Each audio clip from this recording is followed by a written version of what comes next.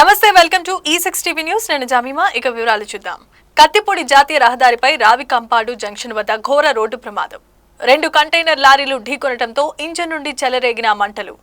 అగ్నికి ఆహుతి అయిన 2 కంటైనర్ లారీలు. లారీలో ఉన్న ఒకరు సజీవ దహనం. చేపల ఫీడ్తో వెళ్తున్న లారీని బలంగా ఢీకొట్టిన కంటైనర్ లారీ.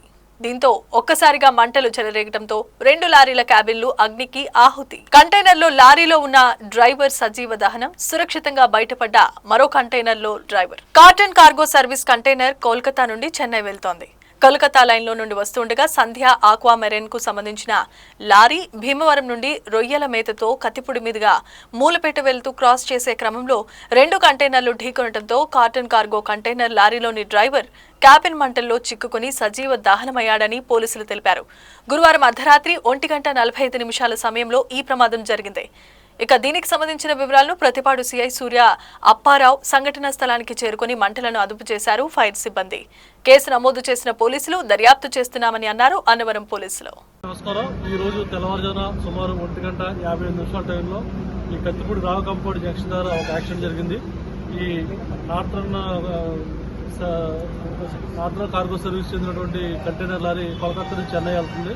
ఈ లారీ కోల్కతా ట్రాక్ లో వస్తుండగా సంధ్య ఆక్వా మెరైన్ చెందినటువంటి లారీ భీమవరం నుంచి రొయ్యల మేత లోడుతో భీమవరం నుంచి మూలపేట వస్తూ ఈ హైవే దగ్గర క్రాస్ చేసే క్రమంలో ఈ కంటైనర్ లారీ సంధ్య ఆక్వా లారీని ఢీకొట్టడంతో ఒకసారిగా లారీలో మంటలు చల్లని.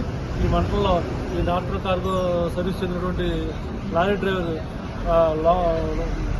క్యాబిన్ లోపలే మంటల్లో చిక్కుని సజీవ దహనం అయ్యాడు. సంధ్య ఆక్వా చెందినటువంటి లారీ డ్రైవర్ వెంకటేశ్వరరావు ప్రాణాలతో బయటపడ్డాడు. అతన్ని హాస్పిటల్లో జాయిన్ చేయడం జరిగింది. ఈ కేసుని మా అన్నవరం ఎస్ఐగా దర్యాప్తు చేస్తాం.